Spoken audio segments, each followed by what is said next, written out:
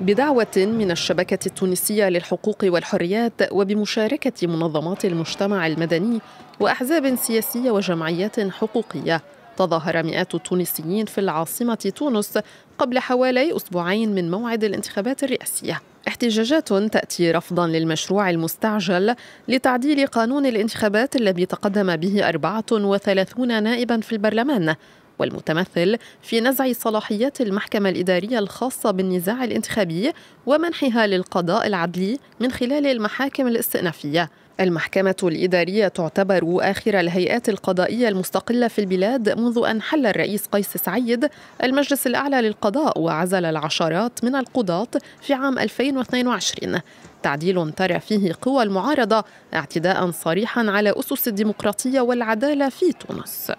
منذ سنة ونصف قلت لن يقبل قيس سعيد بانتخابات لا يضمن الفوز بها. فهم اليوم لو كان أي رئيس في السلطة عنده ثقة أنه الشعب مازال مقتنع به وأنه الشعب يحب يقعد على رأس السلطة التنفيذية ما يعملش الخروقات هذه كل، لأنه يكون عنده ثقة أنه سيمر بالصندوق. اليوم واضح أنه حتى قيس سعيد نفسه أصبح متأكدا من أنه فقد كل شعبية.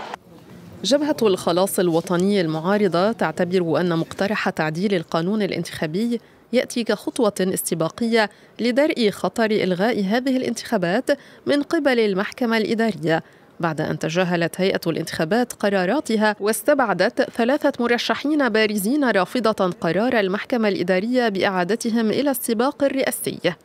كما اعتبر المرشحان للانتخابات الرئاسية عياشي زمال وزهير المغزاوي مشروع تعديل القانون الانتخابي مساً بمؤسسات الدولة وتجاوزاً للقضاء الإداري المسؤول عن النظر في النزاعات الانتخابية. في المقابل ينفي سعيد المرشح الثالث للانتخابات الرئاسية هذه الاتهامات.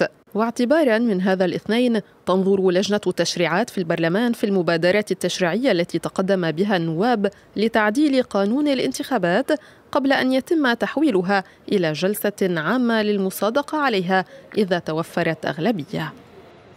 قبيل الانتخابات الرئاسية في 6 أكتوبر، ودعت الشبكة التونسية للحقوق والحريات المنظمات والجمعيات والأحزاب والشخصيات الوطنية للمشاركة في التحرك الميداني تحت شعار كفانا عبثا بالدولة.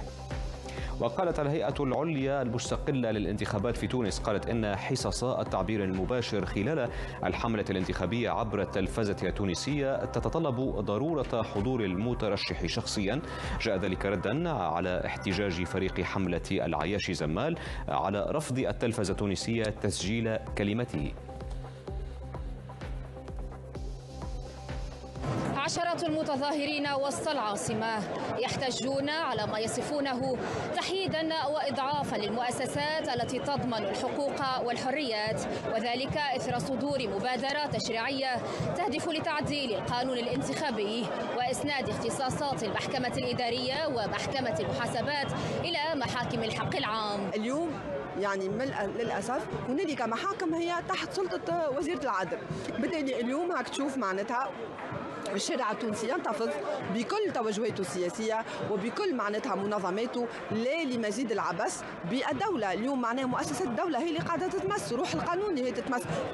وكانت هيئة الانتخابات قد حسمت رفضها بشأن إعادة 3 مرشحين إلى المسار الانتخابي، وهو ما يهدد بجعل الانتخابات غير شرعية وفق مختصين في حال طعن أي مرشح في نتائجها أمام المحكمة الإدارية. ربي يحفظ بلادنا. ما اللي قاعد يصير هذا اختيار الحقيقة، ما نجموش حتى نحكيو على الانتخابات الرئاسية اللي باش يصير نهار 6 أكتوبر واقتراع رئاسي، الناس باش تمشي تصوت، ولكن إذا ما توفرش الشروط الدنيا للتنافس والمصداقية والنزاهة والشفافية بما يمكن أن يفتح باب ولا حتى شباك للتداول على السلطة، اللي هذه حاجة طبيعية في الديمقراطية. في الديمقراطية ثم باب يدخل السلطة ثم باب يخرج منها، وهذا ما يمس من مقام حتى حد.